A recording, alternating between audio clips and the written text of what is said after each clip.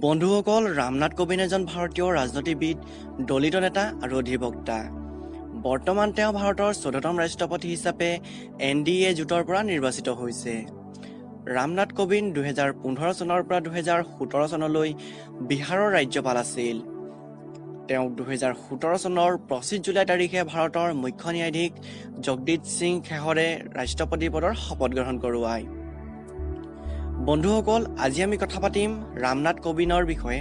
যদি আপুনি ৰামনাথ কোবিন্দৰ লাইভ ষ্টৰীৰ বিষয়ে জানিব বিচাৰে তেন্তে ভিডিঅ'টো শেষলৈ চাই থাকক। ৰামনাথ কোবিন্দৰ জন্ম হয় 1945 চনৰ 1 অক্টোবৰ তাৰিখে উত্তৰ প্ৰদেশৰ কানপুৰত। তেওঁৰ পিতৃৰ নাম মাইকুলাল কোবিন্দ আৰু মাতৃৰ নাম কলাৱতী কোবিন্দ।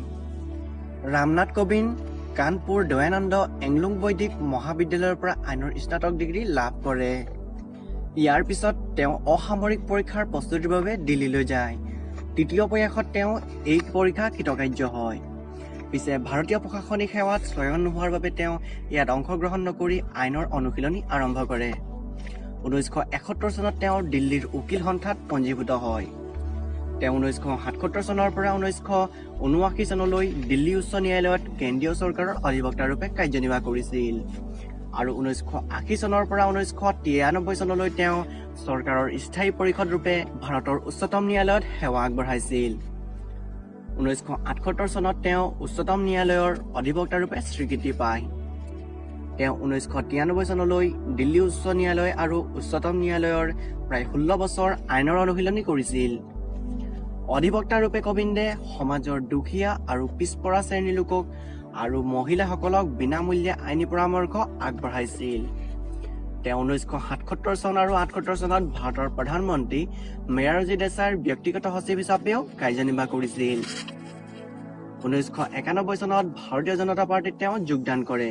তেওঁ বিজেপি টিকেটৰ পৰা উত্তৰ প্ৰদেশৰ ঘটামপুৰৰ লোকসভা সমষ্টি আৰু ভগ্নীপুৰ বিধানসভা সমষ্টিৰ পৰা নিৰ্বাচনত অৱতীৰ্ণ হৈছিল যদিও দুয়ো নিৰ্বাচনত পৰাজয় বৰণ কৰে।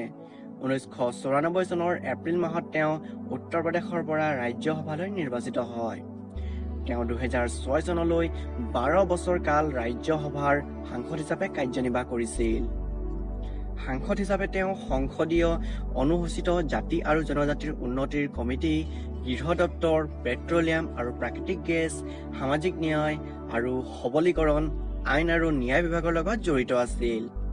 তেওঁ ৰাজ্যসভাৰ গৃহ কমিটিৰ অধ্যক্ষ ৰূপেও কাৰ্যনিৰ্বাহ কৰিছিল। সাংসদ হিচাপে তেওঁ উত্তৰ প্ৰদেশ আৰু উত্তৰাখণ্ডৰ গাঁৱলীয়া অঞ্চলত বিদ্যালয় স্থাপন আৰু আন্তঃগাঁথনি নিৰ্মাণত গুৰুত্ব দিছিল। সাংসদ হিচাপে তেওঁ Thailand, Nepal, Pakistan, Singapore, Germany, Switzerland, France, America আদি বিভিন্ন দেশত তেওঁ ভ্ৰমণ কৰিছিল। 2015 চনৰ 8 আগষ্ট তাৰিখে ভাৰতৰ ৰাষ্ট্ৰপতিয়ে ৰামনাথ কোবিন্দক বিহাৰৰ ৰাজ্যপাল হিচাপে নিযুক্তি দিছিল।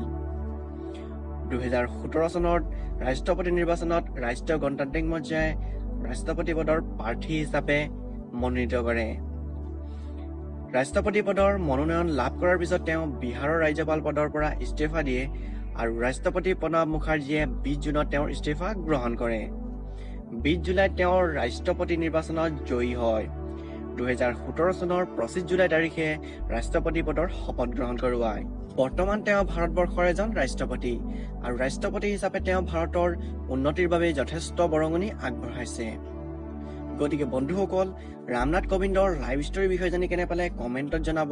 ভাল লাগিলে লাইক কৰিব, শ্বেয়াৰ কৰিব আৰু ছাবস্ক্ৰাইব কৰি নটিফিকেশ্যন বেল অন কৰিবলৈ নাপাহৰিব। ধন্যবাদ। জয় আই অসম।